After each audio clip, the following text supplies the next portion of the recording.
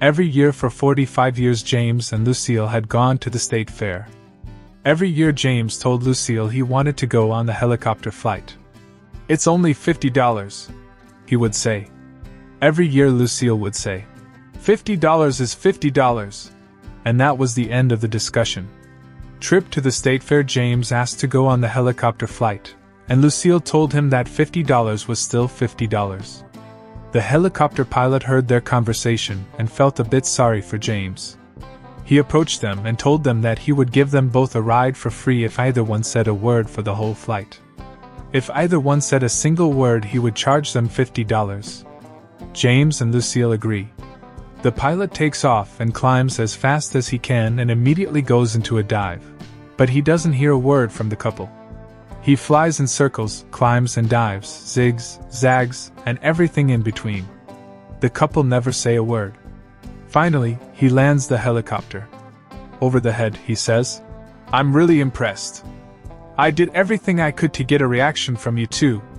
James says, "Well, I almost told you to stop when Lucille fell out, but hey, $50 is $50.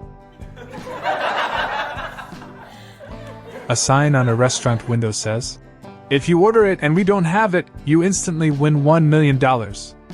A man walking by notices the sign and walks into the restaurant and sits down at the table with a smirk on his face. The waiter asks what he will be having and the man says, "I will have white rhinoceros stew, please." The waiter comes out with a boiling hot bowl of exactly what the man ordered. The man is taken by surprise, but he eats the stew and pays for his very expensive meal. He leaves angrily. The next day he comes back and sits at the table with a smirk on his face again. He tells the waiter, "Today I will have bullet ants stuffed with dolphin meat." The waiter leaves and quickly comes back after a few minutes with exactly what the man ordered. The man, surprised again, eats his meal angrily, pays, and leaves. The next day he comes back and sits at the table and tells the waiter, "Today I will have a lactating mermaid breast sandwich." A few minutes go by and the waiter comes out holding 2 massive duffel bags with the $1 million. The man, overcome with excitement, says, "I knew it! You don't have mermaid." The waiter tells him politely, "We actually have it, sir. It's just that we ran out of bread."